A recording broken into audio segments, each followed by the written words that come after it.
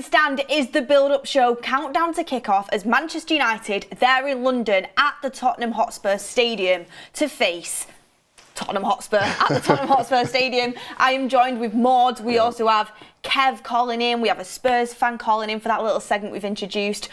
Obviously, we all know about the injury news now. We're going to react to that. Combined 11s, predictions. Get your comments in, get your super chats in. Little touch on the ownership as well in the January transfer window, because looking back, it has been a disaster. Shambles. But an absolute shambles. But Maud, you are usually one of the most positive panellists on the United Stand. Yep. Has United broke you yet? Like, have they broke you yet? Are you still confident going into this game, or are you nervous? Because Spurs themselves are on a bad streak. You know, they're not doing very well. They're actually below us in the table currently, but that could all change today. No, they have broken me. I'll be so honest. Even like with my predictions, I'm sure you'll see it on the screen eventually, but I usually just go for a win anyway, because I just think it's United, certain teams that the fact that we could get a win, I'm going to put a prediction to win. Today I thought, at most, we're going to get a draw. At most. And even that's me being nice, because I predicted we're going to score 2 goals. Have we scored, like, when was the last time we even scored 2 goals? I mean, against Spurs, the first time we played in the season, we got beat 3-0, and the second time was in a cup, and they beat us 4-3, and those 3 goals was just mistakes. So I really don't know where we're going to go with, where we're going to go in this game. But now, genuinely, this is probably one of the most depressing games that I've probably gone into. I can't really see a lot of light at the end of the tunnel with United this season. I'll be honest, I've given up with the Premier League. That for me is done, completely done. I have no interest in the Premier League at all.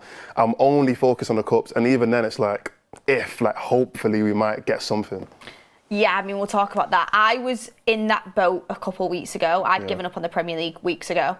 But even now, the cups, I'm trying to salvage a solution in my brain. I've been doing it for the past, since I found out them injuries, I keep going round and round and round thinking, we could still win the cups. But then I'm like, your attacking options are Garnacho, Højlund and Xerxes for the rest of the season. We're not probably going to win the cup. I'm probably living in dreamland even having them thoughts. But get your comments in. I mean, just talking about the Tottenham game to start things off, and this shows where United are at, by the way. I would say, and we'll get a poll running down in the chat so you can have your say, who is going to win? Is it going to be a Spurs win? Is it going to be a United win? Or is it going to be a draw?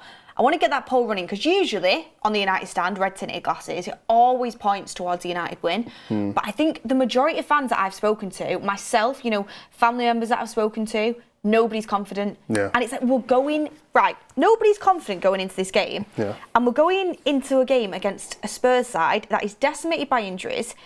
I know we are too now. In 15th place in the Premier League, right?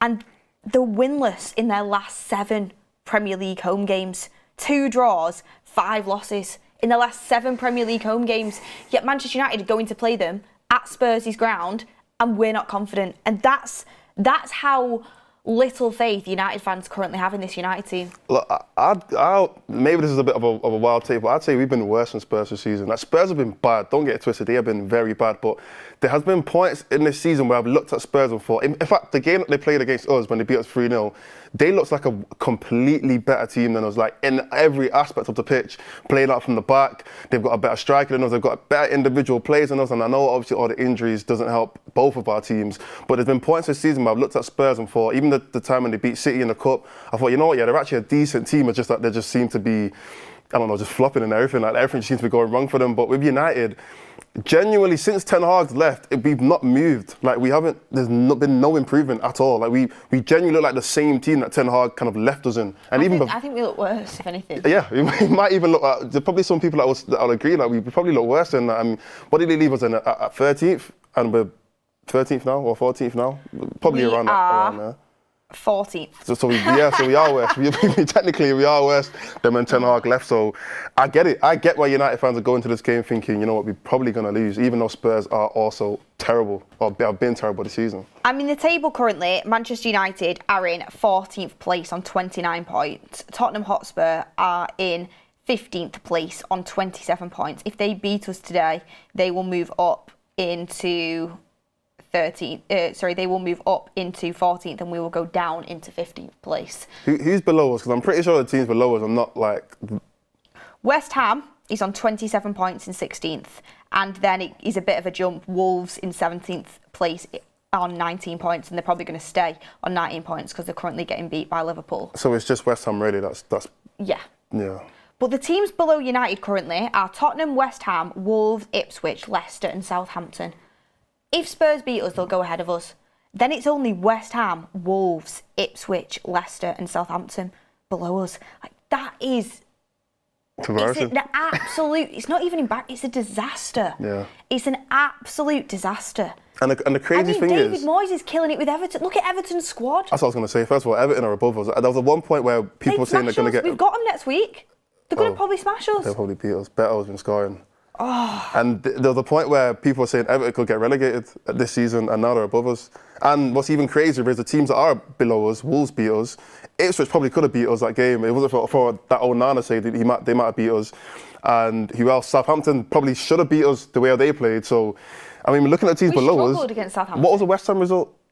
Did West Ham beat us? Yeah, that's how... That's how we got fired, that's how Eric Ten Hag got... So, I mean... We're saying that these teams are going to get relegated or they're below us, but let's be honest, they probably play better than us this season at some point. So, yeah, it's a disaster. It's embarrassing. I mean, I think there needs to be some serious conversations now about, like, not serious conversations, but, like, I get it with 14th, but come on, like, Amorim, like, something needs to happen now. Like, I get it. I still have faith in you and I still think you got a good manager, but this is, like, worst of the worst of the worst. Like, worse than any other manager we've ever had. Would you take Beto up front? I think anyone. I don't even know who's going to play up front today. I take anyone up front. I'd take Beto I'll put right Mikel now. Merino up front. I'll put a midfielder up front for Arsenal. He scored 2 goals. So put Casemiro up there. Put Eriksen up there. Put anyone up there. Put Euro up there. Honestly, it's crazy. It's like battle of the big clubs, of the fallen giants. Maybe if you could call Spurs a giant, but Yeah. you know they're a club that should be in and around the top 4. And so Manchester United are a club that should be winning the Premier League, but we're both absolutely nowhere near it. I mean, there is that conversation, Maud, and I want to bring it up now. I've got it on my phone, so I'm not being rude. I'm just getting the stats up here. Points won from first 13 Premier League games in charge of Manchester United. And Ruben Amorim is by far at the bottom. It goes Ole Gunnar Solskjaer the most, then Ralph Rangnick actually, then Eric Ten Hag, then David Moyes, then Lou Van Gaal, then Jose Mourinho, and then Ruben Amorim in last. Wow. Yeah. Look, I was having this conversation with United fan the other day, and we both agreed that I still have got a lot of hope for Amorim, and I feel like he was put in a terrible position in terms of what he came into. He probably came into the worst United team that any other manager has come into. I think the other guys they probably like Ole and Mourinho, and even Ten Hag, they probably came in at a better point, so they had a bit more to work with, whereas when Ten Hag left, he literally left us in the worst position that he could have. Like, even in terms of like players, the amount of players that Ten Hag, let me not say he ran out of the club, but had problems with, or he sold, or stuff like that, and the players that he brought in, he really put Amorim in a difficult position to succeed. However, let's just like have an honest conversation. It's not been great. It's not been great. And there are managers who come into teams that are not good and can still put in good performances. I still feel like there's a lot that Amorim can do better. But I get it. We're trying to give him the benefit of the doubt because of what the position he's been put into. But he has been a bit underwhelming, let's be honest. And to be fair, you can also blame Ineos on that as well, because they've not helped him either in January. Well, we are currently 14th in the league, and in Amorim's first 20 matches in charge, he has won 10 and lost 8. In his first, so 2 draws? Yes, so United head to Tottenham, 14th in the league, having won 10 and lost 8 of head coach Ruben Amorim's 20 matches in charge. The thing is for me, and this is not me going for Amorim at all, and it's not, because out of any manager we've had, I genuinely do believe him when he speaks, and I do have so much belief in this manager, and I would absolutely be nowhere near the point of, talking about even sacking or anything like that. Yeah, no. And I do believe he's the right guy, but he's literally been put in the most toxic situation and just fed to the wolves. That's how it feels. Yeah. Like, you've been brought. Like, what was the point of bringing a manager in midway through a season if you weren't going to give him anything in January? Because he literally got nothing. Aidan Heaven, let's be honest. 18-year-old. He's an 18-year-old, and Dorgu as well. He's only young. He's only 20, coming in from Lecce, who are in a relegation battle in Serie A. Like, he's not been given any tools whatsoever. He's been brought into a dire situation. But on the other hand, you do have to look not only at the results but also the performances. Apart from, like, you know, the derby and, you know, Arsenal away and City away, which are three of the big ones, three of the big guns. You look at the performances and you really are like, it's not great. It's really not, and it's going to be even worse now. Maybe, you know, it might help us, backs against the wall. We've got no players, but we are now injury ridden. And he's going to have to turn to youth who hopefully will spark something in this Manchester United team. I know a lot of the fans are just excited to see some fresh blood, you know, excited to see somebody who may be able to bring something to the party that hasn't been influenced, you know, by this dressing room and by the situation and by the pressure, and see what they can do. But it's not the ideal situation to bring youth into. But, you know, a lot of players that do grab their opportunity and come through the youth and then end up making it in the first team do come in difficult situations. I mean, Marcus Rashford did. I think Anthony Martial got injured last minute and Marcus Rashford came in, and that's how he got into the team. He grabbed his chance by both hands and scored, and he couldn't take him out because he was scoring so much in his first, you know, couple of games for Manchester United. So this is the time where youth players do have to look at themselves, and you've got to say, this is my opportunity. This might be the only opportunity I get. Let's grab it and try and get into this team. To be fair, that is kind of the United kind of way of playing anyway. I mean, Mainoo kind of had a similar situation. Came in halfway through last season and was probably one of our better performances in his first, that second half of the season that he came in. Same with Garnacho. He kind of came and did a good job and won his place into that team, into the first team. I probably think of a bunch of other examples as well, but yeah, we're gonna have to, like you said, look at the young players and hopefully. I mean, it's difficult because I saw someone, I think it was Usman.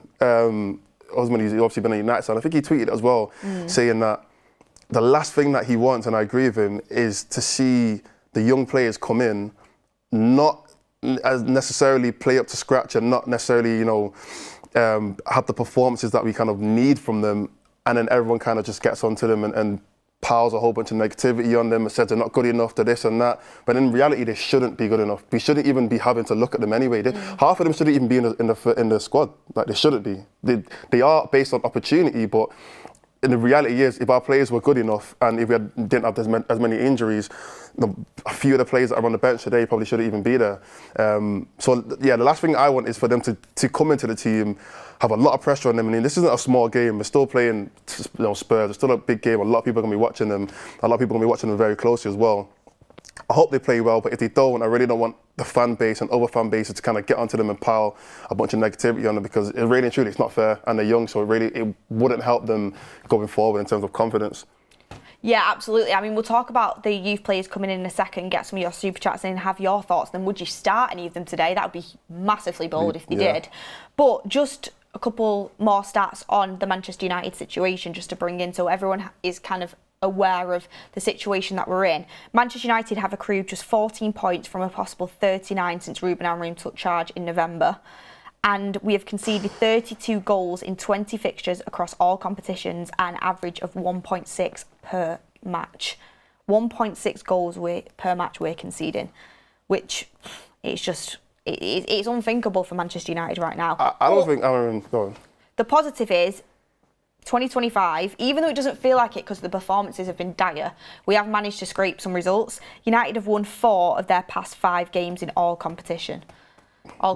So we've won 4 out of 5. We lost the other one, I think that was Brighton, if I do remember correctly, which was again another terrible performance. But I've seen a few people in the comments of this show, and it makes me laugh actually, because people saying, don't come for Amorim, don't come for my manager. You can criticise a manager who's still wanting him to succeed and do well. I think me and Maud would both agree. This is probably the most excited we've been about a manager for a long time. Like, what he did before he came into Manchester United is exciting. The way he speaks in press conferences is exciting. You know, his demeanour and the way he presents himself and his ability to talk to the press, his ability to talk to the fans, his charisma does make you believe in him. But you can still criticise him because the performances and the results have been very, very poor. We understand the situation. The ownership have done absolutely nothing to help him. And we can talk about how the January transfer window was an absolute disaster, which it was. Ineos have huge question marks around them. I do think he has just been dropped into quicksand and he's trying to keep his head above the sand and trying not to sink. There's multiple factors where you can give Amorim the benefit of the doubt, but you can still criticise him. I criticised him last week when he played Dorgu on the right and Dallo on the left. I didn't think it worked and I don't think it was the right decision. I do think playing a flat back five at Old Trafford isn't the way that Manchester United should be playing. I've said that. Yeah. Like, fair enough, the three at the back and the wing backs getting high up the pitch, but a lot of the time we're sat at Old Trafford with a flat back five. I don't think that should be the case. So you can believe in a manager and want them to succeed as well as criticise them as well. Yeah, two things can be true at the same time. For some reason, like, a lot of people just think it's one or the other. Either you're 100% Amorim in or you just completely like get Amorim out. No, you can, like you said, you can accept the fact that Amorim's not playing well, but also want him to do well. I want Amorim to do well. I want United to do well, obviously, as a United fan. But like, just look at the facts. Like, we're not playing great football. I mean, you read out the stat before. I think it was in the first 20 games or first 13 games, something like that. He's had the lowest amount of points out of every manager we've had since post-Fergie. It's just a fact. Like, we have to be honest and actually look at what's happening and look what's happening on the pitch. You read something about in this year, I was winning 4 or 5 games. Put it into context. Those 4 wins were not good. Like, we've won games and played terribly. We beat Rangers just about. The Leicester game the other day was an offside header that we won. What else? Southampton was a 12-minute hat-trick from Ahmad, who is injured for the rest of the season. Yeah, I mean, there's probably one more that I forgot about. The Fulham game wasn't even that great either. Like, we've won games, but they've not been great performances. So you can put it into context and just say, look, we still need to play better football. We might have got some points on the board, etc., and gone through the Europa League or whatever, but like, we're not playing great. We're really not playing great. So I'm not saying, again, not saying get Amorim out or anything, but let's look at the football on the pitch and actually, in the right places, have some constructive criticism to the manager. Yeah, constructive criticism is the way forward, but we think he will, with the right tools, succeed, and we want him to succeed. Whether Ineos give him them tools is another story. Yeah. I mean, Jordan Murray says, let's see if today is the day I divorce my wife. Jordan, it should have been the other day, to be fair. Every week, to be fair, like, you know, we'll see. We'll see how the situation is going with the wife. I hope she got a nice Valentine's Day without United to ruin it. Reyes says, is Amorim now an Ineos mouthpiece? I don't think so, but you can see the way managers start off at United. They always start off so happy and charismatic, and then as the football and the club wears them down, really, like, you do feel like sometimes they're not being 100% honest the way that they were at the start, and that might start to happen to him. It's happened to every other manager. Keel says, if he plays the same tactic, he is part of the problem. Ronnie Dodge says, do you think we will see any debuts today? We are going to go through the youth in a second. Lee Cape Town says, hi everyone. Personally, I don't care what anyone thinks. We are getting Ange fired today. I also blame the Glazers solely for where we are. They must go. Rob Always United says, love the shirt, Beth. Thank you very much. I was just saying to Moz before the show, when I got this shirt, I had so much promise at the time. Oh, yeah. I think we just had the window where we signed Sancho, Ronaldo and Varane. I thought, we're winning it all this year. And it just didn't go to plan. Keel says, his tactics are the only thing we can change right now. A good manager has multiple tactics they can implement. I don't feel that is too much to ask.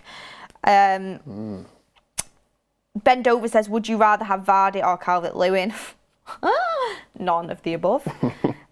Magnus Leotard says, we win today, we win when nobody believes in us. We'll get more super chats in a second, but I've got so much to talk about. Just on the Amorim subject, because we are still on that, before we move on to the youth and the injuries. When you see a manager like David Moyes coming into Everton and instantly making an instant impact and getting them results, does it make you question things? Because for me, I can see with United and Amorim, there is a long-term vision and it's short-term suffering. So in the long term, we have a style of play and the players who are able to play that style of play that is continuously competitive. Do you understand that viewpoint, or do you still kind of expect more of an impact?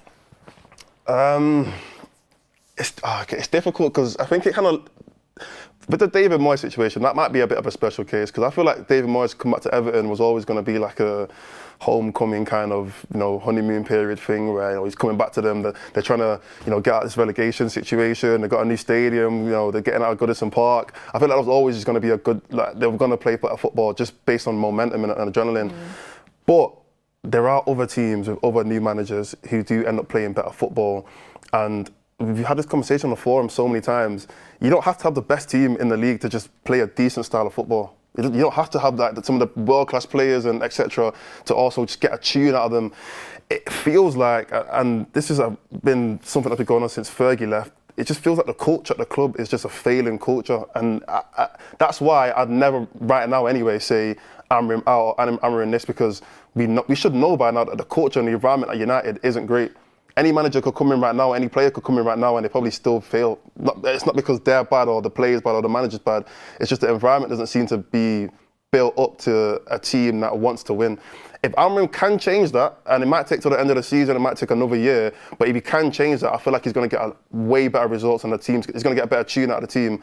But right now, I can still see with the way I'm watching these players, it kind of doesn't matter who plays today. The performances just don't seem to have the energy, the mentality to just go out there and win a game. And it seems like only the biggest games of the season are the ones where they actually come and show up. I think with Amorim, it's short-term pain for long-term gain. Like his plan is to eventually, I know it's laughable to think now because of where we are, to be competing for titles regularly, to be competing for the Premier League, to be competing for the Champions League. So it's a long-term plan, a long-term reset that Amrim's trying to do. So you do have to suffer, which is what he said. Whereas, with the likes of David Moyes, he's coming in to instantly try and get results. It's short-termism. He might do well in the long term. But then you have that people saying, well, Unai Emery came into a relegation squad in Aston Villa. Basically, Gerrard had them in and around the relegation zone, and he instantly made an impact. And there's a lot of different cases in football, and every case is different. But Manchester United is a sinking ship, and if you are going to completely change the culture, completely change the style, and have a squad overhaul, there is going to be short-term pain. And Amorim did warn us about that, and wow, it has come in bucketfuls. Let's just put it that way. I genuinely don't think he realised how bad this team is, or how difficult the situation is going to be. There's no way, because I don't think he would have even taken the job if he knew it was going to end up like this. He probably came in and thought, you know what, Ten Hag's won 2 trophies with this team. There should be something there that I can work with, and he's come in and he's realised, wow, I'm surprised he even won those 2 trophies. And now he's probably thinking, okay, this is going to be it's going to take a lot longer than I initially thought. But I'm sure he's the kind of manager with the right mentality to think he can do the job. I don't think he's given up or anything like that. He definitely thinks, you know what, I'm good enough to take this team to where I want him to be. So I guess that's a bit of a positive. The only thing you can say as well is because he wasn't back at all in January, he's basically, I think, got near enough a free pass until probably this time next year. I can't lie. Because if you think about it, nobody, unless we get relegated, which isn't going to happen, like if you look at the gap, it's not going to happen. Touch wood. He's not going to get sacked at all this year. Like, he's just not. Even if we go out of both cups, it's not going to happen because he's been put into a failing squad, a failing team that's had no money injected into it. He's basically not had a transfer window, let's be real. And he's had players leave even in January, like the Antonys and the Rashfords. And yes, they were his decisions, and he holds his hands up and says that. But he's had nothing to work with. He's not even had a pre-season. So gets to the end of the season, at least, and this is my positive head, he knows what players are up for him, what players aren't. He knows the players. He knows who's physically capable. He knows the injury-prone players. He knows their behaviours behind the scenes. Because you can work players out. Everyone's happy to put in the work at first, but you can work players out within the amount of time he's had. November to May, you're going to see true colours. So he'll know who needs to go. Hopefully, we will get transfers in the summer, decent ones, although he literally came out in his last press conference and said we have to sell to buy. So he's still going to be up against it. But if we have a decent transfer window, he has a full pre-season with the players. Next season is where he truly starts to get judged. So I agree with you. I don't think Amorim knew how bad the financial situation was when he came in terms of Manchester United making cuts and not being able to invest in the transfer window. And I also don't think he realised how poor the squad was. I think he knew it was going to be difficult, but I don't think he knew the full extent. And that's why you can see now in his recent couple of press conferences, he really does look like a bit of a broken man, to be honest. Yeah. And he obviously knew about the injuries in the last one, which was why he looked so frustrated. I mean, even in terms of the injuries this season, I mean, we're going to talk about the players who are injured now, but there's no way he predicted that probably a few of his best players are all going to get injured halfway through the season. I mean, Mainu's out, Ahmad's out, Martinez is out. I mean, we've still got about 15 more games left. We don't even know what else is going to happen, so that's another surprise that probably came to him. Well, the travelling players from the youth setup today are Chido Obi, Jack Fletcher, Sekou Kone, Jack Morehouse and Eli Harrison. They have all travelled with the squad to face Spurs. 5 youth players. Whether they'll end up making the squad, we'll see. It was rumours that James Scanlon was going to go, but he was picture training with the under-21s this morning, so he hasn't. But Chido Obi, I know a lot of fans have been calling out for him. Sekou Kone, who was a player that came in, I think it was in the summer, wasn't it? Into the academy and had a lot of hype around him. I mean, these players have probably been promoted too early, but if you get your chance, you get your chance. Jack Morehouse was out for a long time with injury, but he's been absolutely ripping it up recently. A lot of people who I know who watch the academy really do rate that player. And Eli Harrison, obviously a goalkeeper who looks proper promising as well. So they have been called up to Ruben Amorim's first team. There was rumours that Harry Armas had travelled, but I've not seen any news about that now, so I'll go and have a little look about it. Yeah, I mean, I'm not going to say pretend like I've watched bare youth games, but obviously I've seen a lot of the highlights and the clips from obviously Chido. He's been doing amazing, and to be fair, his position is one position that he probably looks at it and thinks, come on, like, I'm a striker, we need a striker, just put me in for 10 minutes, put me in for 5-10 minutes, let me do something. The other players are a bit more debatable because there are other players in their position, but Chido's probably thinking, I'm even physically probably the same size as Højlund, or probably the same size as the other players that play in my position, so just give me an opportunity. So I can probably see, actually I don't know, to be fair, but I could probably see out of anyone, maybe him getting a little run around today. Depending on what the score is anyway. I mean, if we're getting absolutely destroyed, I don't know, but he could be one player that could get his opportunity. The rest of them, I genuinely don't know. Maybe someone let me know in the chat, let me know, or let us know what, if you watch them anyway, let us know how good they are and where they could probably fit in. There was a rumour that Harry Armas had travelled as well, but he's not been mentioned by Mike McGrath, who broke the news about the youngsters travelling. So we'll just have to wait and see on that, because we don't know 100% until we start getting the pictures in. But from the players that were mentioned there, I do think the most likely player, maybe, just around hype, might be Jack Morehouse, in terms of getting onto the pitch. Apparently a very good ball carrying midfielder, which is exactly what Manchester United need.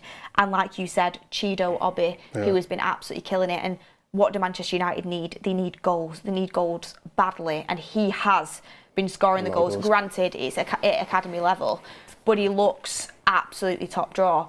But then a lot of you guys will say, which I think is absolutely true, can we get the service to him? It's different playing against Premier League centre halves than playing in the academy and then trying to hold the ball up, do the link up play, get in the right positions as well as receiving service from the players around you. It's a difficult task. It's a really difficult position to come straight into. But you know what? He's been killing it in the academy and he looks like he's made for it. He looks like he's ready. So let's see if he does get an opportunity. Yeah, to be fair, I don't think anyone's expected him to come on and do anything crazy. Like, in fact, if he comes on and scores, that's like, I'll be surprised. I think everyone will be surprised because I think he's still only, 17, 18, something around that age. So for him to even come on and have a big impact that'll be probably the best debut you could probably imagine. So no one's really expecting that. Well, I hope anyone's not really expecting that. I think it's just to see what he can do. A lot of people haven't watched him play. They've just seen clips or they've just read it on Twitter or Instagram that he scored a hat-trick yesterday or something like that. And it sounds good, but I think everyone just wants to just see what he's like kicking the football. And I'll be honest, the way our strike situation is right now, can he really do worse? Like, what could he possibly do that is worse than what we got right now? So, I don't know. Yeah, I want to see what he can do. Exactly. Got a couple of super chats. We have Lake on the Moon saying Sekou Kone is the best of the youth. He does look really exciting, but he's had to have time to adapt into Manchester and adapt to adapt to English football, and we'll see. I don't want to put too much pressure on anyone, but he does look exciting. Nigel Flynn says, "Hi lads, I have a funny feeling that Gary Neville has been used by Glinios. He was brought in to the stadium project not for his input, but because he would keep quiet about the mess that we are in." Polimo says, "Anyone still talking about the style of play at this point is watching the back of the TV. These players can't pass, hold up the ball, or move the ball 10 metres without losing it. No one can beat their man. These are football basics." Is that confidence? Is that pressure? Because the players we've got, they can play football, but it's like, is it just the pressure of playing for Manchester United? But I don't think you can completely blame that for the situation that we're in. Look, we will get more super chats as they come in. I can already see some in there, and I will bring them in. But we have a guest waiting to come on, and we have Spurs fan Jamie joining us. Jamie, can you hear me? I can hear you guys. Oh, thank you so much for joining us. We really do appreciate it. I mean, both clubs are in a position where we're having pretty terrible seasons. I mean, how are you feeling right now about Spurs and Postecoglou? There's a lot of talk that his job might be on the line today if he doesn't get a result. How are you feeling about the manager in your club? Because I do feel like both of our clubs are in quite similar situations, to be honest with you. Yeah, we definitely are at the moment. Of course, you guys will know that you've lost a couple of players to injury, obviously some real key players as well. But, it's the same case for Spurs. Obviously, today we come into this without the likes of Dominic Solanke, Mickey van der Ven, Christian Romero. Obviously, we've got a couple of guys back, so that is good news. But yeah, obviously, still missing some key players. So that's bad. And obviously, it's been going on for a long time. So look, it's kind of really mixed at Spurs, really, in terms of... Ooh. Obviously, at times it can be good to watch. So yeah, there's a real split at the moment in terms of the fan base. But I think in terms of the pressure on Ange Postecoglou at the moment, I think the issue is there's no real one that will come into this club at the moment and take the job. I don't think it's a particularly attractive job. We've seen the likes of Jose Mourinho, Antonio Conte all fail. Obviously, Ange Postecoglou started off really well, and we've seen that. He's failed as well. So I think that's the problem. You're not going to be able to attract many managers to come into and take the jobs mid-season. So, regardless of the result, I still think Ange Postecoglou will be good. But yeah, it's not a great time for either of our clubs at the moment. It's like a poison chalice, really, because it's even like Nuno Espirito Santos, who came in and looked dreadful at Spurs, is now doing excellent with Forest. And that's how it feels at Manchester United. It feels like whatever manager you get, eventually they end up sinking. And it's probably something fundamental in both clubs. I mean, in terms of our team, how do you feel facing Manchester United? I mean, what do you think of Amorim? What do you think of our team? And do you think we'll cause you any threat today? Yeah, well, I really like Amorim as a coach. He was someone that was linked with the Spurs job when I think just before Ange Postecoglou got it, and he was obviously an exciting up and coming coach. Again, I think we've seen so many managers like at Spurs fail with Manchester United. So I think there's a really good coach in there. I just think that maybe, the club don't really have that mentality to win anymore. And, there are clubs at the top, which, obviously the likes of Liverpool, Manchester City, their sole aim is on winning. I think the same with Manchester United.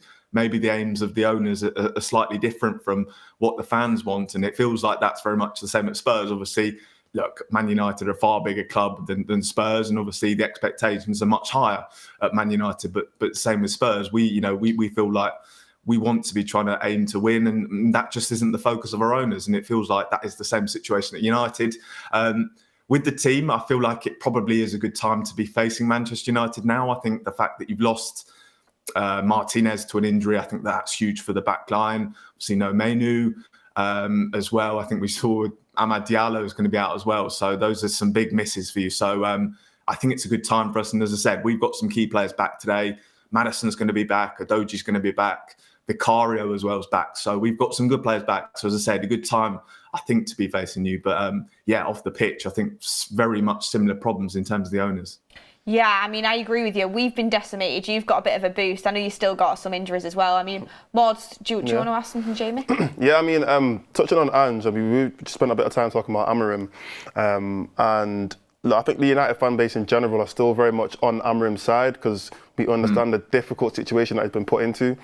But in your opinion, in terms of Ange, him saying that he always wins a trophy in his second year and then you just get knocked out of the cup, it's like, where do you sit with him? Do you feel like he should still be given a better opportunity in terms of like, you know, the fact that you've had so many injuries and whatnot, or do you kind of feel like he has to actually win a trophy this year, or that's it? Well, I mean, obviously, there's only one left to win. I still think, obviously, I mean, look, obviously, our two clubs, the two favourites. Obviously, it never really quite works out like that in the Europa League, where the favourites win it. But so there is a good chance there. I don't think we'll go on and win the Europa League, so I don't think there's that pressure. But I think for me, there's that understanding that we've just been absolutely decimated by injuries this year, and it's very difficult to kind of judge him. I think he's been very unfortunate in that terms of sense. It's just kind of whether you see enough in the manager in terms of what they've done, in terms of the style they're trying to implement. And I just think missing so many key players, I think that, obviously, as I said, as much as we are getting key players back today, I think Solanke is so important for the way we've played. And I know maybe from an outsider's perspective, obviously United fans might be looking at Solanke and maybe hasn't scored quite as many goals for a £60 million player as you want. But I think as well, Mickey van der Ven, we all know with his pace, such an important player in that back line. Romero on the ball is so important for the way we play. So the players that we've missed for so long, and just the number of games we had to play, this is the first game week since October that we've not had a game during midweek. And, to have such a small squad for that period of time, I think the likes of Kulusevski just looks tired. And the players that have stayed fit, they just look tired. So it's been very difficult to judge him. But, I've seen enough good in terms of what he's done previously to kind of keep backing him. And I think that, it's the same with Amorim as well. I think that just not there's no patience in football at the moment. And I think that United will have to be patient with him if they're going to stand any chance. Again, it just comes down to, is it a poison chalice at both clubs? And I would say, yeah, I think it is, unfortunately. So, yeah, as much as I think they're two brilliant managers, I wonder whether they are just set up to fail. I agree with you there. I've always said this, and obviously I do watch Spurs quite a lot. I wouldn't probably watch it with the same focus as a Spurs fan, like vice versa with Manchester United and you probably. But I've always said that I would absolutely keep Ange. I think he's got the right principles. I think the way he speaks is really good. I think he knows where this team should be going, and he seems to have a winning mentality. Whether you can completely win with his style, like eventually, I don't know. But he definitely, for me, is probably been your most exciting manager in a long time, and I think it would be a mistake to sack him. But we'll see how it goes on that one, like you said. And you said, Solanke, other fans might think, oh, is he doing enough for 60 mil? I mean, we'd take him in a heartbeat with our striker situation, honestly. I think he's a decent striker, and I think when he's fully fit, he did look like he was going to start going on a run, and then obviously he got injured, didn't he? So we'll see with him. I mean, I want to ask you this question, because it was a big debate on our show, and you might laugh at this, because I low-key did laugh at it. But if you had the opportunity now to swap Son and Garnacho from now until the end of the season, would you or not? Wow. I would. I actually would. I don't know what the consensus was with you guys. We said we would also swap, so we'd take Son. It's with Son. I mean, he is such a frustration at the moment for Spurs fans. I don't know if you saw in the Aston Villa game when we got knocked out of the FA Cup. There was a chance where it was our biggest chance of the game, and it's Mikey Moore. I've seen it, yeah. And he could have kicked it literally anywhere other than straight down the keeper's throat, and it was just sums him up at the moment. He, an unbelievable finisher, an unbelievable servant, but this season he's just so devoid of any confidence. And Garnacho, I think there's a real player in there. I just think that maybe this season it's just not quite clicked for him. And again, it's, when you're in a team that's not quite settled, I wonder whether you see him go to Napoli, maybe like McTominay, and he would flourish. So, yeah, I probably would swap them. But look, I love Sonny. I think he's been just unbelievable servant for us. And maybe if you did swap environments, maybe they would both flourish. But I probably would swap them, actually. So yeah, look, I love Sonny, and I'm not gonna speak badly of him. We were saying we'd swap, but we'd want to give Son back at the end of the season, because obviously Garnacho's got like the potential for the future, and Son's probably coming towards the end. Yeah. But interesting. It's good to get both fans' perspectives. I mean, we both said we'd take Son, so. Yeah, I mean, I'd say I'd take Son, but I think Sam's probably watching us right now. He's going to be like, see, I told you so. But yeah, I didn't actually think it'd be an interesting debate, because it's actually kind of split now that I think about it. A lot of people say they keep Garnacho or want to take Garnacho. A lot of people say they'd rather take Son. I think in my opinion, it's always been Son's got better attributes than Garnacho, and Son's having a terrible season. He has had a bad season. But then also in the long term, you'd rather keep Garnacho because there's so much more that he could probably achieve and could probably build into and develop. So yeah, interesting conversation. But one last thing I do want to ask you on is, I read about a new defender that you guys brought in, Kevin Danso. I think he's only played a couple of games. He might make his Premier League debut today. And obviously you guys are kind of, well, because of injuries, haven't got a lot of defenders, a lot of centre-backs. And I just want to know a bit, in your opinion, somebody obviously watches Spurs more than anybody else, what is your opinion on this player? Is he going to be a problem for our attacking players, seeing as, we don't even have an Amad Diallo today? We're probably going to be Xerxes or Højlund and Garnacho as our three main attackers. Is he going to cause them a problem, or do you feel like he's still got a bit of work to do to kind of hit that level? Yeah, I think he's certainly kind of got a little bit of work to do still. But look, the thing is, he's an experienced player, right? He's been playing kind of at the top level in French football for a while. He's played Champions League football with Lens. So it's, he's a very experienced player. He's come in and had to do a very difficult job, obviously playing in a cup semi-final where Anfield, that was very tricky for him. Obviously away at Aston Villa, up against the likes of Marcus Rashford, who played very well against us. So yeah, I think he's had a real baptism of fire, but the problem is he's kind of been partnered alongside Ben Davis, Archie Gray's been in there, an 18-year-old midfielder. So I do feel a little bit sorry for him in that sense. But yeah, I think that he has made a very solid start. He's a very physical central defender. He's very good on the ball. He can bring the ball forward.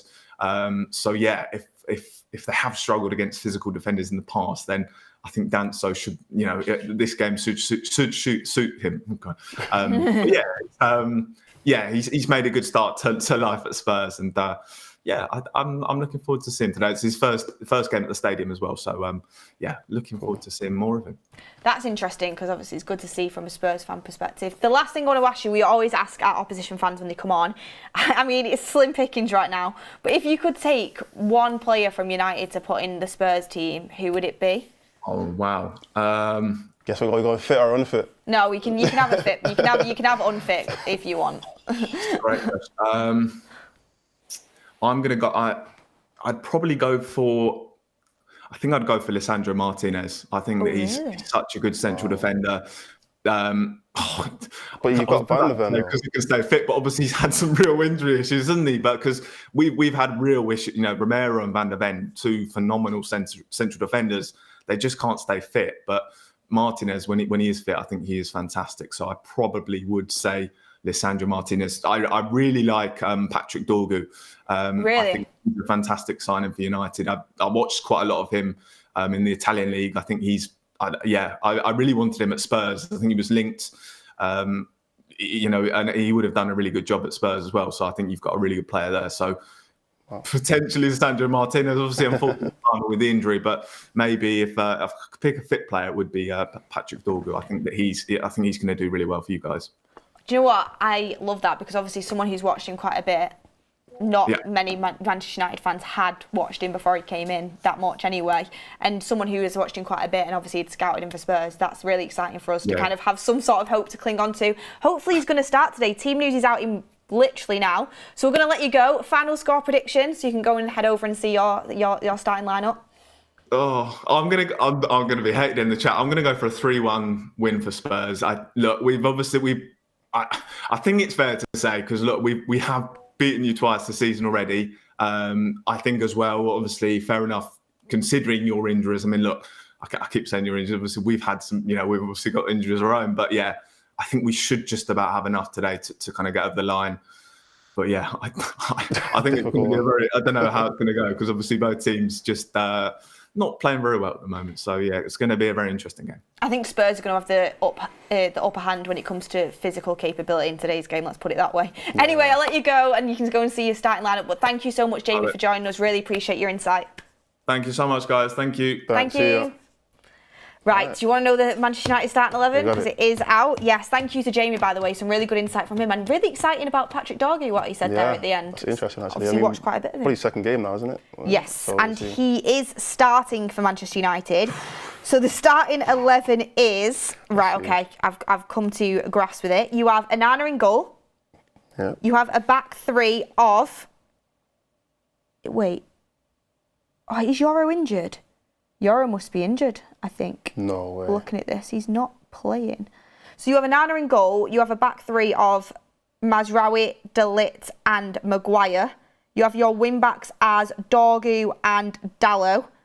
You have your two central midfielders as Casemiro and Bruno Fernandes. And then you have your two tens as Xerxes and Garnacho, and your number 9 as Rasmus Højlund.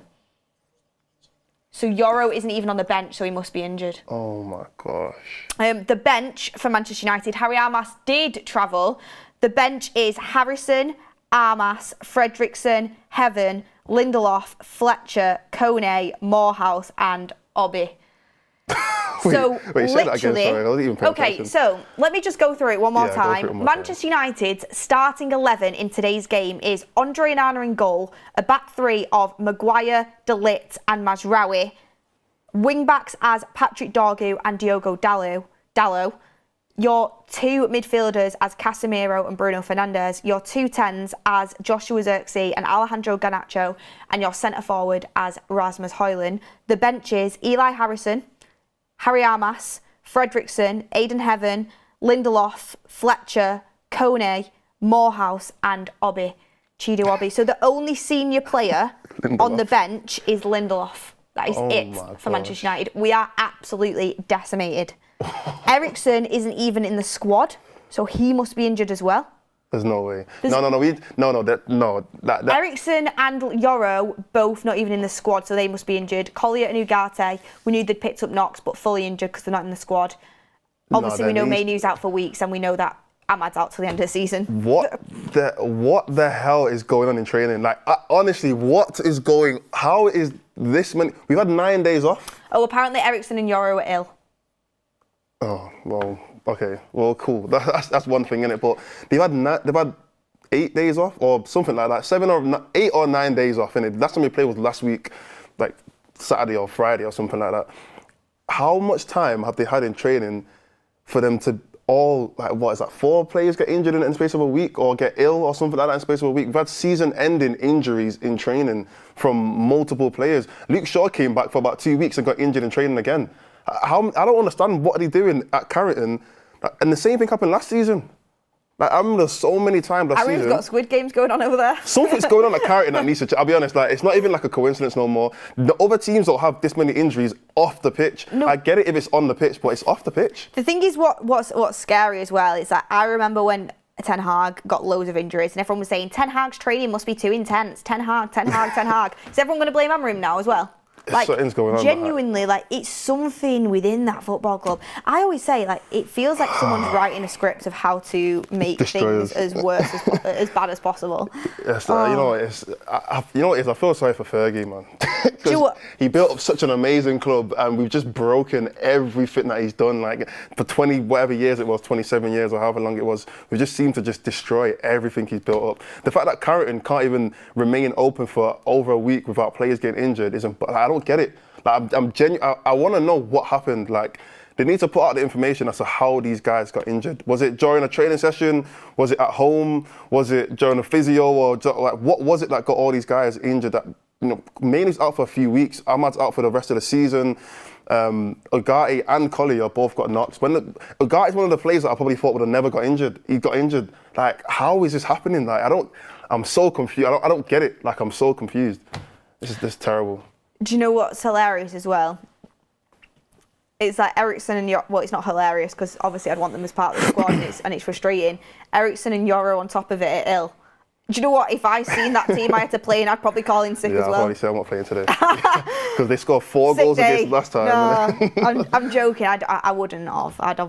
I would always step up and play for the team. Yeah, I'll be honest, the whole ill thing, I don't even hear it. No, they will be ill. They will be ill. I'm only having a laugh. I'm only having a laugh. What are they like? Maybe they didn't fancy taking the coach instead of the train. Oh, do you know what I mean? Also, it's coming out from Samuel Luckhurst that Tottenham's coaches are putting out cones, have brought balls out to warm up.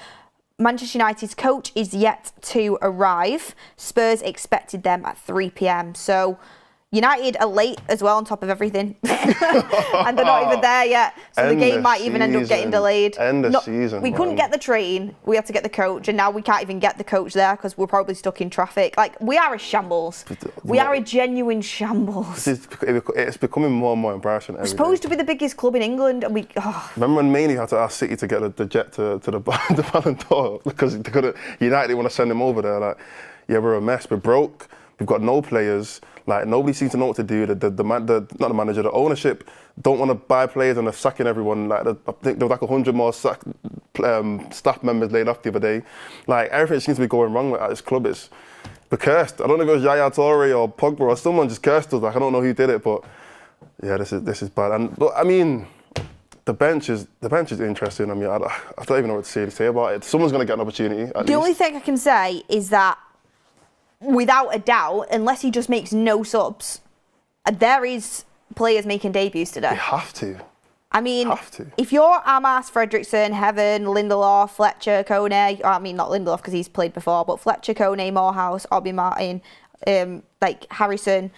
He likes to be called Chido Obi. I'm trying to get into the swing of things. That's what he wants to be called. Yeah. Okay, everyone was calling him Obi Martin, but it's been clarified he wants to be called Chido Obi.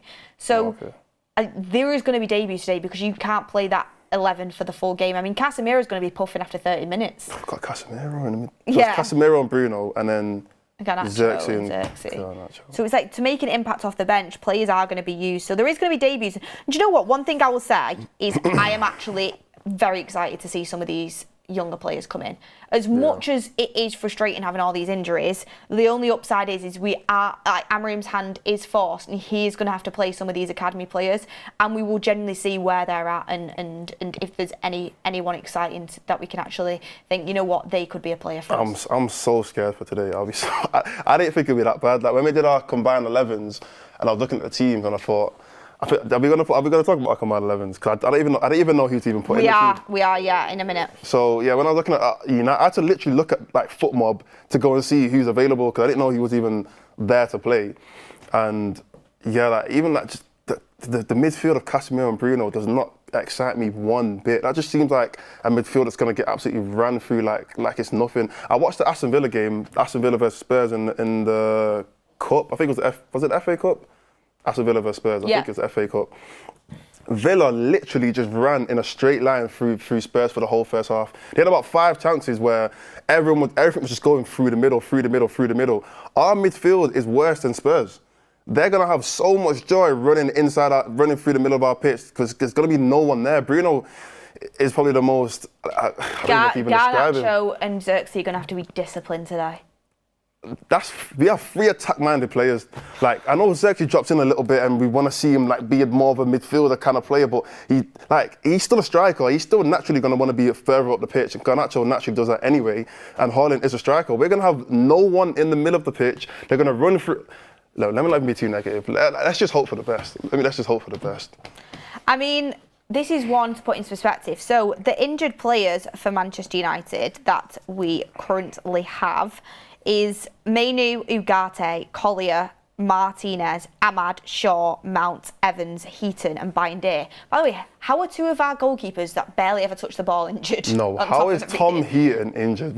Does he even train with the team? Like, how do you get injured like doing nothing? It's madness, isn't it? It's actually madness. So we have to call up obviously Eli Harrison, who does look really promising, but the fact our 2 goalkeepers that barely ever play. I mean, Heaton hasn't touched a ball in God knows how long, and I know Binday did get a bit of a run out, but now he's injured. But from that, Mainu's out for weeks. Ugarte and Collier hopefully will be back. Ericsson and Yoro are ill, so they will be back. Martinez is out for season a long time, definitely the season. Ahmad's out for the season, which we'll talk about. Shaw and Mount, I just don't even class as United players anymore. Genuinely, who knows about them? Evans has been out for years. He's probably just going to retire. Heaton and Binday, both, like backup goalkeepers, number 2s and number 3s. So United are, the injuries we've got, the majority of them, because I would class Mainu, Ahmad, Martinez, Shaw and Mount as all long term. Like, none of them look like they're coming back anytime soon, and you can get excited about the potential of Mount and Shaw coming back, but you can't get excited about it, in my opinion, because they'll just break down straight away from past history and their track record. So United are going to have to probably rely on a lot of these younger players from now until the end of the season, and that's why, Maud, like we said, Premier League, just don't get relegated, put all of our energy into the cups. It's going to be interesting in the summer what actually happens in terms of transfers, because like in my opinion, I'm sure some people might disagree, but like Luke Shaw has to go. Like, not even because I don't think he's a good player, he probably still is, but like everyone loves to talk about wages. That guy's on like 100 and something K and he doesn't play football at all. Mason Mount is on like 200K, he doesn't play football at all. If you want to get rid of wages, get rid of the players that aren't playing. Obviously, I know it's not their fault being injured, but I would feel guilty seeing all these staff get made redundant. I'm on 200 grand. I'm just sat here chilling. I could pay 25 of the staff members' wages in a week, like just doing nothing. Like, and look, I understand that like you don't choose to get injured. Fair enough. Nobody wants to get injured, obviously. However, you should know your body by now. At the age of 30 years old, that Luke Shaw, probably around that age anyway, 29, 30 years old, you've had so many injuries in your career, surely you should know by now what your body's capable of doing. I don't know, maybe I'm just overthinking it, but I feel like he's too grown of a player, too experienced of a player to be getting injured in training. Like, you should know by now that your body can't handle this, your body can't handle that, but he gets injured every other week. Well, we've got the Spurs starting 11 as well. We've got their starting 11 looks much stronger than ours, guys. Honestly, considering they've had injuries, like they're anyway. I'll read it out. Vicario, Pedro Porro, Danso, Davies, Spence, Bergvall, Bentancur, Maddison, Kulusevski, Tell, and Son. Way better team than ours. Way better. I'll take about 7 players. Way better. Their bench is Kinski, Udogie, Gray, Basuma, Sarr, Moore, Odebert, Johnson and Scarlett. I mean, Johnson, Mickey Moore, Basuma, Sarr, Udogie, all on their bench, and they would get into our starting 11 right now, I reckon. They're all on the bench? Yeah. Wow. So, like, probably 4 at least. Udogie, Gray, Basuma, Sarr, Moore, Johnson. Actually, probably 6 of their bench players probably gets into our team anyway. But the fact that they've got Maddison back who comes straight in, you just know Tell's going to score against us. You just know it. Kulusevski, I know he's looked a bit tired recently, but I still think he's a quality player. Bergvall looks really interesting for them. Bentancur, when he's not injured, looks, I think, really good. Yeah, Spencer's come on. Pedro Porro, obviously, he's hit and miss, but when he's on his game, he's really good. It's going to be tough today. Like man for man, they clear us. Yeah, they do. They absolutely clear us. And their bench, I couldn't even tell you how good our bench is. I don't know. I don't know how good half the players are in there. In terms of our injuries, this is one that I think needed a platform that I wanted to read out. Ahmad, who is now out for the season, has been involved in 13 out of 28 of United's goals this season in the Premier League. 6 goals, 6 assists and a penalty won versus City. That's 46% of our Premier League goals.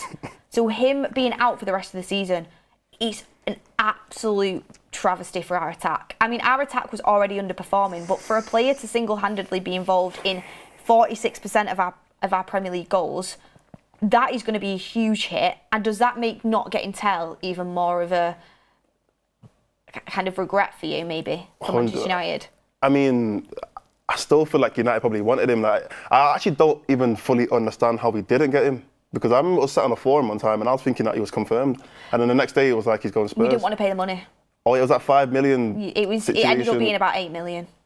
I didn't want to pay the money. But looking back, missing out on European football, which could, you know, if we can't, we can all talk about winning the Europa League and potentially win the FA Cup. If we can't score goals, like even against the bigger teams, like, you know, the games that we've won, the Liverpool game, the City game, you know, the Arsenal game, Ahmad stood up in them games. Like, he was a huge part of it, especially the derby and the Liverpool game as well. So he is crucial. And I actually think this injury's been brewing for a while. He had a knock to his ankle about a month ago now. Do you remember when he was started on the bench that game and everyone was like, oh my God, he's on the bench, and Amory was like, he's just had a bit of a knock, like, and he'd gone down a few games with his ankle mid-game. Have you noticed? And everyone's like, oh, I hope Ahmad's okay. Yeah. So I think this injury's been brewing for Ahmad, and the fact we moved and did nothing in January is crazy. And don't get me wrong, I'm not going to start with the Anthony or Rashford revisionism and like, you know, say we shouldn't have let them go. But I tweeted at the time, Anthony needs to go. He's not good enough for Manchester United. I get that. But if we were going to get nobody in, I would have just kept him for the money that we're getting from Real Betis. Yeah. Like they're covering 70% of his wages, whoopie doo-dah. Do you know what I mean? Like, we might as well have at least used him than the pittance that we're probably getting from that deal. And people say, do you know, well, he'll go and showcase himself and, you know, he's doing well, so his price will rise. How much realistically, no matter how well he does, how are we going to get at the end of the season for Anthony? And is it against amortisation and financial fair play? It's probably not even a splash in the water anyway. So I just think the way we've handled the transfer window and took so much of a risk in hoping every single one of our players stays fit, and then the one player that is our shining light, our hope, 46% of Premier League goals gets injured, and we are honestly in trouble. I'm just hoping, and it's unfair to put it all on one player, but I'm just hoping, you know, Garnacho and Xerxes can step up. I'll be honest, to me, it's Bruno who has to step up. Not necessarily step up, because I feel like he does anyway.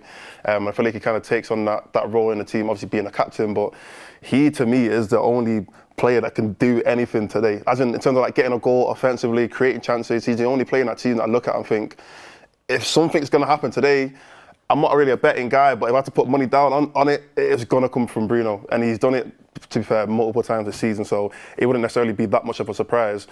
But yeah, and I honestly, it feels like every week now, Ineos are making another bad decision. Like, it feels like, and even the bad decision that they made before, they all seem to be coming back and hitting us even more. I know the fact that they didn't buy anyone in January, like you said, the fact that they've let players like Anthony go and Rashford and whatnot, and whether you think they should have stayed or not, the reality is we have nobody in the club. Like, we have nobody. These injuries are coming in quick. Like, if you think this is the last injury, you're lying to yourself. We're gonna get another one. Probably gonna get another 2 or 3 or 4. We had 4 in the past week. You know, and Ineos, it seems like they don't plan ahead. They just plan for the moment. They just think, what's happening right now? Oh, technically right now we've got a good starting 11, or we've got a decent starting 11. Let's just not buy anyone. That's not how football works. Imagine if we would have sold Garnacho as well. Exactly. If we sold Garnacho as well, what we were pushing. And we only went and got Ndorgi. What if, I don't know, what if another centre back gets injured? What if one of the right wing backs get injured? What if Onana gets injured? We have no goalkeepers. Eli Harrison. Like, I'm not saying we should have brought a goalkeeper in it, but I'm just saying, like, they don't plan ahead. They don't. What's the word? Like, they're not proactive. They're just reactive. They just react to things that are happening right now. But they should be thinking, for the rest of the season, we need to do something to at least survive this season, at least give the fans something to cheer about when they go to the stadium. No wonder Old Trafford's dead. Like, no wonder we lose every home game. Like, there's nothing to cheer about. We don't even know he's playing every week. Like, Ineos, I'll be honest, if I was to give them a rating since they come in, like a 1 out of 10. They've been horrible. And we've needed a left back for 18 months. And we still didn't even manage to really get that over the line in January. Like, we only did it after we lost that Brighton game, and we our arses kicked into gear, and we're like, you know what, we actually need to bring someone in. But even who we thought was going to play on the left, Dorgu, played on the right last game, and we still had Dallo at left wing back, and we've needed a left back for since 2 years. Like, literally 2 years now. Yeah. And everybody in the chat is saying apparently Dorgu's on the right again. I don't know 100%, but would you be surprised if he played Dorgu on the right again, or do you think he'll stick with that? Maybe out of stubbornness, maybe out of just his thinking, the way he wants to play with inverted wing backs. But where do you think Dorgu will be? Genuinely have no idea. I couldn't. So wait, let me get the centre backs confirmed. It's Mazraoui, De Ligt, and Maguire. Yeah. So I'm assuming De Ligt will be on the left. Or do you think I Maguire think Mazraoui will be on the left. And then It'll be De Ligt on the right and Maguire central. That's what I think. Because I'm just thinking of, like, kind of partnerships almost, like the left wing back partnering with the right or left centre back. I'm just thinking Dallo and Mazraoui on one side. I kind of feel like the reason why he didn't want to do it, he didn't put Dorgu there, is because he didn't want to see that. Maybe. I mean, maybe I'm just overthinking it. I don't know. But I feel like he's probably thinking, let me put Dallo on the opposite side of Mazraoui, and then keep Dorgu on the side of De Ligt. Oh, where's Kev? Yeah, Kev's but yeah, I don't know innit, but I'll be honest, does it even make that much of a difference? Like, it really? does. I think it does. Because I'll be honest, like Dorg get a decent game in, or decent 45 minutes, but I'm still not 100% convinced as to what he's going to do on either side. I don't know yet. I think it makes a huge difference having them on either side. I'm going to be honest. I was speaking. We've not seen a huge difference though. No, with them swapping sides. That's what I'm saying. We haven't seen a huge difference yet. In what?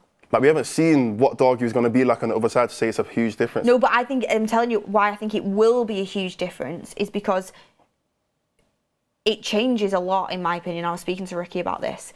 If you are on your, if Dalot and Dorgu swap round, okay, we know both can play on both feet, but Dalot's stronger foot is his right foot. Yeah. Dorgu's stronger foot is his left foot. If you're taking the ball on that side, on your preferred foot, you're automatically more comfortable. It automatically opens your body up for better passing lanes, more comfortability on the ball, easier to get out of tight spaces, and also crossing the ball into the box. If you're getting into the position where you can cross the ball into the box, we've seen Dorgu put a couple of crosses in on his right foot and they were okay, but if it's an actual right footer, they're probably more likely to succeed. And to actually get crosses into the box, it's your delivery's probably going to be better if it's on your preferred foot. Your passing's probably going to be better, and your position's probably going to be better. And defending against your man coming at you, if you're on your going in with your preferred foot, you're less likely to foul players as well. I get it. Dalot can play both sides, and Dorgu can play both sides. But I think for a player that's just settling in as well, like Dorgu, it's much more comfortable for each player if they're just on their preferred foot. But it's just whether Amorim chooses to do that or not, because he's obviously got the way that he's thinking in play. Going to bring Kevin now. Just quickly get some super chats in and then I'll come to you, Kev. 1 second. Quinn Star says, Premier League no longer matters this season. We're better having injuries now than players back for the Europa League, which is more important. David Aina says, can we keep the physios away from the kids, please? Parker, thank you for your super chat. Ali Jaber says, not even Spurs will be Spursy today. Big up, Beth. Keel says, we are going to win. Andy Atherton says, come on, guys, we have won 4 of our last 5 games. Luca82 says, we've hired Arsenal's... I don't know what that means, but thank you for your super chat, Luke82. Anthony says, Spurs are going to batter us today. Darian Starling says, Maud, when has our midfield not been run through? Facts. Lee Cape Town says Lucian failure, Nice failure and Manchester United failure equals Ineos horrendous. We are just going to get spin all the way as long as Ineos are here. Talking about the previous clubs and the failure that Ineos have had with them clubs and their ownership of that. MSJ, thank you for your super chat. Ronnie Dodge says Xerxes Hoyland starting means Chido will come on. AJ, a member for 14 months, says, we are supposed to be football fans, not financial analysts or physios. Glinios has made me apathetic to what's happening on the pitch. I can't speak. Tom McBride says, nice to see Chido on the bench, but I hope the fan base don't jump on him if he comes on and doesn't do a lot. Keel says, if we can play counter-attack, we can win. Mr. Cheetah says, did they have a Royal Rumble going on at Carrington? WWE settings. Sirabar says there's something in the water. Christian says, I've lost faith in Ineos. You can see in Nice, not good. United will never be a big team with Ineos and the Glazers. Never. The club is being destroyed. Thank you very much for all the super chats that are coming in. Lewis Alberins also says, everything has a formula for success. With these owners, we won't ever win the Premier League. Look, everyone, thank you so much for the super chats that are coming in. Let's bring Kev into the show. Kev, we've literally not stopped speaking since the start of this show. It has been information after information. We've had so much to talk about, but what I want to start with is saying surgery went well and you're back fit before Luke Shaw and Mason Mount, so that's a good start. I think Luke Shaw managed to come back from injury and then got injured again within the time that I've had surgery, and I've come back definitely more reliable. Definitely more reliable. It's good to see you well and not in hospital, and you're with your Cantona in the background. The world is healing. Yeah. Secondly, I want to ask you, there's such a mix in the chat. There's so many people thinking, we're absolutely decimated with injury. Ahmad, who's contributed to 46% of our Premier League goals, is out for the season. We're struggling to score goals anyway, where the goal's going to come from. People are very negative. They feel like, what is left for the season that we can salvage with the squad that we've got. But then I'm also seeing an opposite opinion from a few people in the chat saying, back against the walls, United against them all, it's the positivity coming in from the youth. This might give us a bit of a boost, having youth players come in and having to kind of step up that way. Where do you lie on it? Like, how are you feeling about the whole situation with United right now? I woke up this morning confident as always, like Maud's, the voice of positivity on the United stand. But just seeing the kind of team when it broke, I'm looking at that subs bench and I'm thinking, I can't remember a worse bench. And that's nothing against the players that are on that bench, but you talk about the mismanagement of the club, and you know what? If we're looking to change this game at some stage today, apart from Cheeto, you've got absolutely nothing there. And I'm of the opinion, you know, why didn't we just start him today? You know, I don't want to hype too much pressure on him, but Højlund doesn't do it, Xerxes doesn't do it. You know, what is the worst that could happen? But for me, the midfield area, I mean, I'm having nightmares just thinking about it. You know, I don't like Bruno in the midfield and Casemiro next to him. I mean, you talk about legs. By God, you know, I'm a little bit worried now. I'm not as positive as I was this morning. Anyway, I mean, looking at our bench, Kev, Eli Harrison, 18 years old. Lindelof's kind of the leader of the bench, 30 years old. Aidan Heaven, 18 years old. Harry Armas, 17 years old. Sekou Kone, 19 years old. Tyler Fredrickson, 19 years old. Chido Obi, 17 years old. Jack Fletcher, 17 years old. Jack Morehouse, 19 years old. So everybody is in their teenage years on that bench, apart from Victor Lindelof, who's 30. So it just shows, you know, where we are at. The only hope is the kids at this moment in time are going to be absolutely buzzing to put on a United shirt and play. And they are going to think, I can get an opportunity here. Because like we were saying, the injuries we have got are long-term injuries, most of them. So if they can actually play well and take their opportunity, they could be in and around this team from now until the end of the season if they play the cards right. And they might have to be relied upon, which from our point of view shouldn't have to happen. But this is oftentimes where players who go on to have a good career, you know, in the first team do take their opportunity in times like this. I mean, you talk about the midfield giving you nightmares there. Casemiro is actually, you know, come into this team finally after Amorim's made it super clear he basically wants nothing to do with him. How do you fare he's going to go on today in that midfield? that is the $1 million question. I just think the midfield is so key. I think Ugarte's been absolutely class this season. I mean, you talk about the injuries are absolutely horrific. Just a bit of breaking news, Kev. Sorry, coming in. Amorim apparently has said that Mainoo's out for the season as well. Oh, for God's sake. My gosh. Amorim said that Mainoo's out for the season. What happened to it in a few weeks? Breaking news. Oh, my God. Amad and Mainoo out for the season. Wow. Yeah. And at this moment in time, we're kind of pinning all our hopes on the Europa League. You know, that isn't going to be easy to win that by any stretch of the imagination. You know, a lot of United fans, we'll just go out and win the Europa League. That's what we'll get back in the Champions League. It's going to be difficult. The Amad one was a massive, massive blow because he's been such a huge player this season.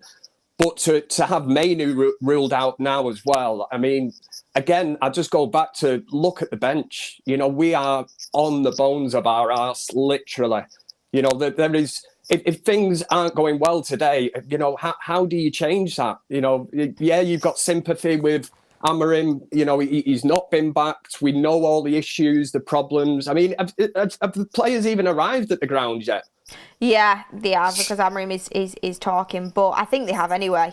Yeah. But I'm thinking that they've made them walk to the ground as part of cost cutting or something. It's like, what is going on? But it is, you know, we're all laughing here. We're actually laughing at the one thing we all love, you know, and are passionate about is Manchester United, and it's you just have to laugh. You could not write what is going on at this club at this moment in time. You can call injuries bad luck, but everything else that's going on at the minute, it's honestly would drive you insane. Just to clarify, Ruben Amorim has said that it is likely that Kobbie Mainoo will be out for the rest of the season with a muscle injury.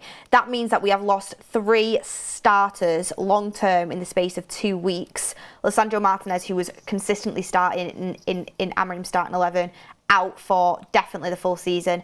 Amad, who was consistently starting in Amarim's starting 11, probably our best player of the season, out for the season, and Kobbie Mainoo, who we all know his abilities and was consistently, playing minutes, or at least he wasn't maybe starting every game, but he was consistently playing minutes in Amarim's system, is now likely to be out for the rest of the season with a muscle injury. I mean, to pick these injuries up in training is makes no sense. It doesn't make sense. But Ruben Amorim has said, we have kids, and with kids, there is less responsibility, less weight on their shoulders. They are good players. If needed, we will put the kids into play, and maybe we'll find good things from them in this moment.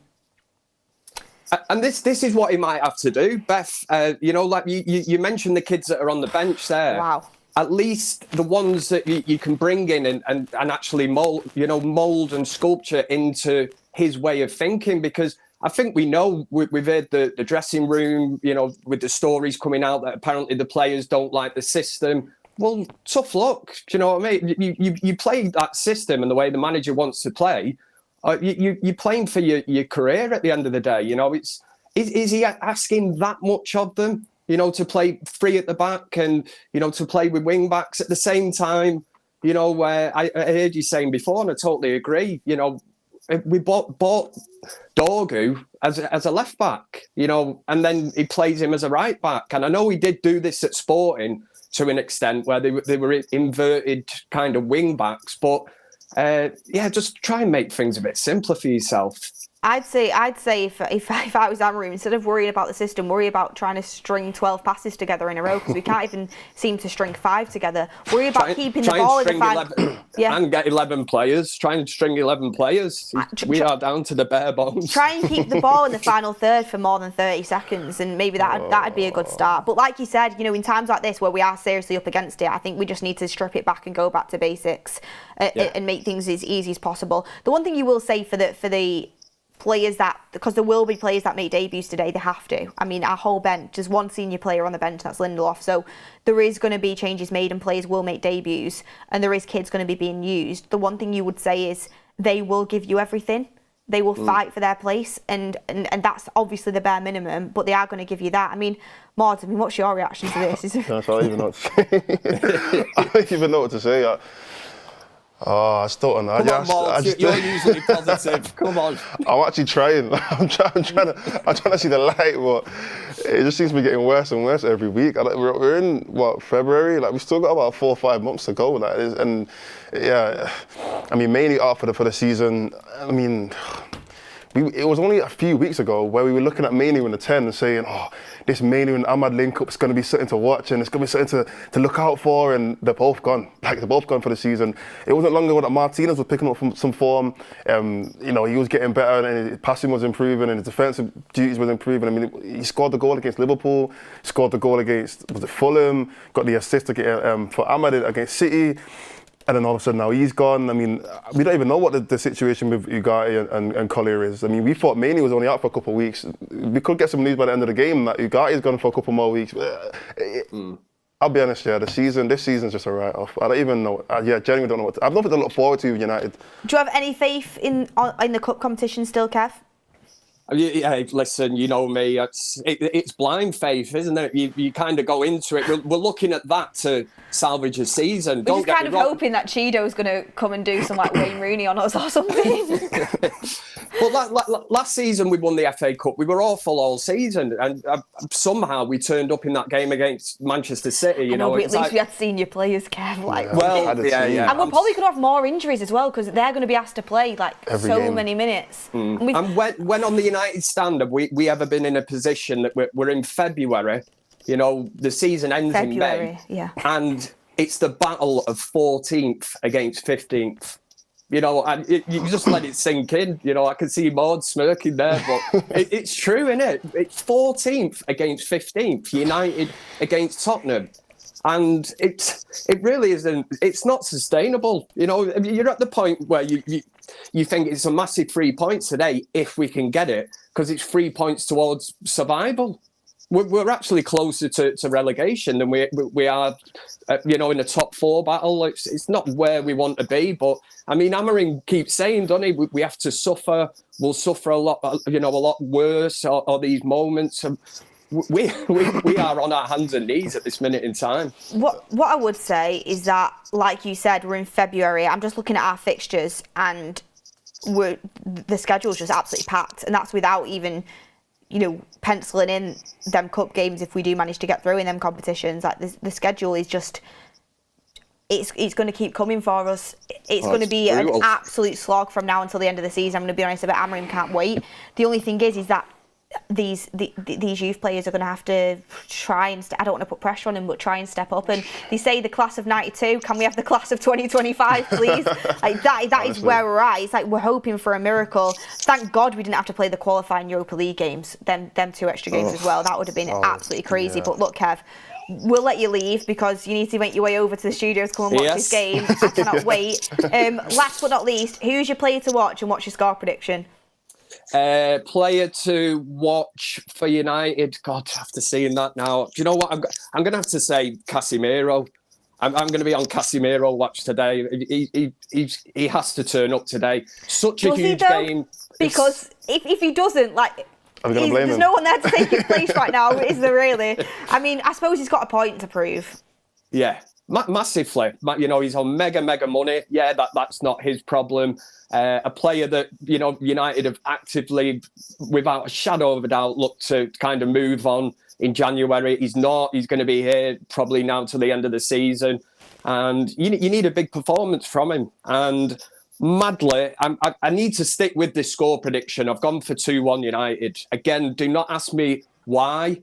I can't explain it. There is no science or knowledge behind that. It's just pure match day vibes as usual from Kev. 2-1 United. Oh my! You know what, Kev? I want whatever drugs they've given you in hospital, ship them my way. It's good stuff, man. It's good stuff. Oh, Kev, thank you so much. We'll see you in a bit. Yes, see you later. Thank you very much. Enjoy the pain together. Bring some of them tablets over, yeah, that you got given in hospital. Yeah, nice one. See you later. Thank you very much. Honestly, no, I am joking, by the way, about the use of drugs and tablets from Kev's supply from hospital. I am joking. Go on. But no, I was gonna say, I remember when we were doing the deadline show. I think it was us two and I think Tull and Ricky and everyone was saying that it can't get worse, And I remember saying it can. This is the worst I was talking about. This is, not only are we in 14th, because Kev said last season we won the FA Cup, but we were at least in 8th.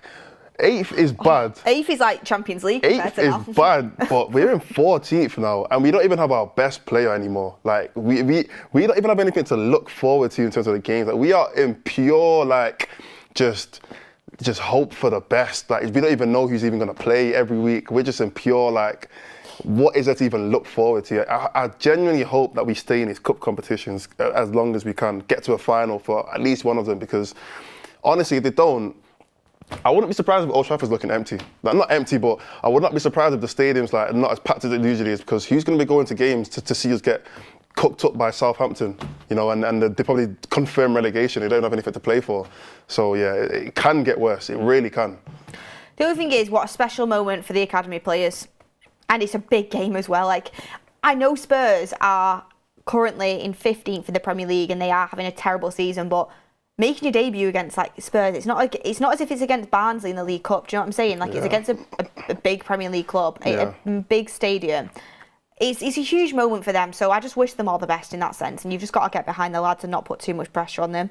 And I remember when we did get beat 3-0, I think, was it Collier who played that game?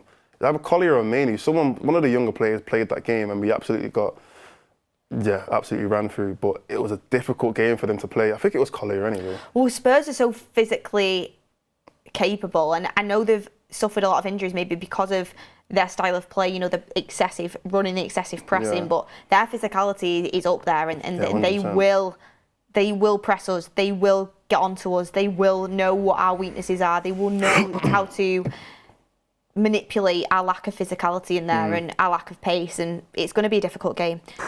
I mean, you've got some super chats coming in. Simply Red says Casemiro probably not match fit as much as he's been sidelined. Daniel Starr says more injuries. This is a horrible nightmare. Sunny77 says if we get relegated, I doubt we could compete to get back into the Prem, and that's mad to feel like that. Someone do something. I don't think we'll get relegated, guys. There's a big gap between the bottom three and us right now. Let me actually get how many points it is. I'm pretty sure it's 12 points, but let me just... between the bottom three and us. So Ipswich are on 17 points and we're on 29 points. There's a 12-point gap, but we're not going to fall into the bottom three. But do you know what I'm gutted about is that it's like, one, pride. You don't want to be just avoiding relegation. You don't want to be in the bottom half of the table. We are going to finish bottom half of the table. But two, I genuinely thought we had a really good chance of winning the Europa League. And I feel like that has dwindled within the past 24 hours massively. Yeah, 100%. And I know everyone keeps saying we're not going to get relegated, and I don't think we're going to get relegated either. No, I don't think we're going to get relegated. I'm not trying to jinx it. No. Oh, But I was just going to say, do you know what's mad? Ineos are going to actually put up season tickets and ticket costs. That's what I was going to say before as well. Off the back of this season, we're going to finish we're probably going to finish like 16th in the Prem. No European football, and they're going to have the cheek to say your season ticket's going up to this next year. It's already gone up already. It's gone up already, and we've gone worse. Don't even. No wonder no one wants to go to these games. Who's actually going to pay to go? Yeah, it'll just be a bunch of tourists, to be honest. And then just the atmosphere dwindles, and it's just the club. It's oh God, you're going to say no. Yeah, carry on. Sorry to interrupt you. It's just I can't even load the super chats. Everything's going. Daniel Starr says more injuries. This is a horrible nightmare. We've got OTG and Mario saying at least our United ladies are winning their games. Sanil Dewan says, and you know what? They're being forced to, like, their facilities are just, honestly, they're nowhere near up to standard. Yeah. And that's another thing as well. I get it, the men's game earns more money, but there's just no excuse for having such poor standards for our United women's team as well. That's another point to bring up. Sanil Dewan says, accept it or not, the over-reliance on Bruno Fernandes is stagnating our growth. He plays the most important position. We just blindly rely on him. Class of 99 says, what's with Cassie hate? Best midfield we've seen this season has been with him and Ugarte under Rude. Would have just played Kone with Casemiro. Bruno is 10 and Rasmus out. Emily Derry says, we have somehow gone from a bloated squad under Ollie to not even have one first team player. Enough first team players to make the squad. What the hell? Nigel Johnson says, where's Yoro? Don't see him on the bench. Yoro and Eriksson are both out with an illness. Alex Marman says, the bench has me worried. Looks like relegation fodder to me. What has happened to Eriksson and Yoro? Are they victims of illness? Yes, they are ill. Also, the bench is the kids, guys. It's not relegation fodder, it's the kids. They are going to get opportunity. We've got to get behind them and hope that they can come in and do a job. They've been performing fantastically well at academy level, at under 21 level. So let's hope they can step up today and get behind them. And Quinn Star says, the Premier League no longer matters this season. We're having injuries now and then. Players back for Europa League, which is more important. Sirabar says, imagine we had sold Casemiro and Eriksson in January. Well, yeah, I mean, you can look at hindsight, but you can also say, could you imagine if we didn't back out the Tell deal, we'd have Tell now, which would be a huge boost. So, there's things that we haven't done where it's like, thank God we didn't do that, but also there's things that we did do where it's like, well, we should have done that. Hindsight is 2020, isn't it? So, I mean, last but not least, Mods, I mean, who is your player to watch today, if you could pick one out? I went with Bruno, based on the fact that, like I said before earlier on in the show, I just don't see where the goals or assists or anything in terms of the final third is going to come from with our three attackers. I mean, to be fair, Garnacho has done all right in a few games. I can't say the same for Hoyden or Xerxes, so I just feel like Bruno's just the only hope, the only player that I have a bit of confidence in to just do something. So he has to be my player to watch. And then I just couldn't tell you anybody else, I'll be honest. Score prediction? I said 2-2. I don't think it's going to be 2-2. It might even be 0-0. It could be anything, I'll be honest. I couldn't tell you where this game's going to go. It's usually a high-scoring game with Spurs and United. That's the last game was 4-3 to Spurs. That's because both teams were terrible, or we are still terrible, to be fair. That 4-3 shouldn't have been 4-3. Like, it was just a really poor game from both teams. We've both got gaps defensively, and I think for Spurs it's genuinely like at the back, and with United we just get ran through the midfield, which hinders us defensively. So both teams are gettable in terms of scoring goals against them. I think they listen. If Spurs get a hold of this game and they have a bit of fun. The way how they're forgetting, Spurs beat Liverpool the other day. You know, I know they ended up losing 4-0 but in the second leg, but they did beat Liverpool, and they have had big results this season. So if they get a hold of the game, if they can get a bit of control, it could be really bad. It could be really bad. So yeah, the only thing that's actually giving me a bit of hope is the fact that we're actually playing away and we somehow have a better away record than we do at home. So maybe that's something that we can look forward to and hope that our team kind of fix up. But yeah, confidence is really low. Look, usually in the poll, it's a landslide United win no matter where we're at. Today, it's a 41% Spurs win, 42% United win, and draw 17%, and that is with 20,000 votes. There actually has just been a correction on the Menu news that is coming in. Apparently, United have clarified that Amrim says Ahmad probably out for the season. Just waiting for an update on Menu. So maybe Manu isn't out for the season, but that was the quote that was coming in. United have said this is a mistake and they're waiting for clarification on Manu after scans. So we might be a bit better on the Manu front, but it's still not great. Yeah, it's not like he's going to come back and change the whole team. But he might not be out for the season, which is fingers crossed. I mean, my player to watch was Dorgu.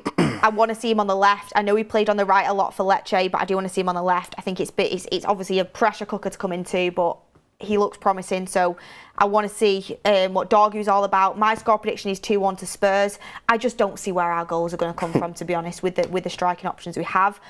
But I really hope Cheeto can come on and make an impact. I really hope the bench that is full of promising kids that have been lined up in the academy can make some sort of impact and take their opportunity. I wish them all of the best. Honestly, for me, Premier League now, avoid relegation, but play the kids.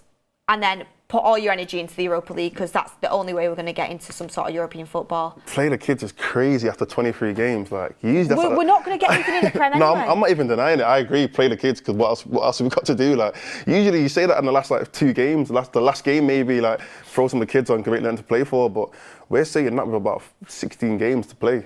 We're already thinking about playing the kids. You know, Fergie never finished below 3rd. Oh, he's mad, isn't he? Like, we're going to finish below 13th. Kelly Brown with a super chat as well, saying number 1 fan. Thank you, Kelly. Thank you for that. Look, Goldbridge is now live. We're going to push you all over to him. I'm sure he's got a lot of strong thoughts to say over on the watch along. We will infiltrate with good luck to the kids. Good luck to the kids. Oh, yeah. No, actually, class of 2025. Yeah. Class of 2025. Get that hashtag. Go and get that going. In the chat, in Goldbridge's watch along. Thank you for watching, everyone. We'll be back on the fans forum. We'll be joined with Kev, and I don't even know who the other guest is, but we will find out. Join us on the forum. We will be joined with Kev and another special guest, so stay tuned for that. Hopefully we are celebrating a win with the class of 2025 making an impact. Look, let's do it. What can we do? Positive vibes only, and we will see you shortly.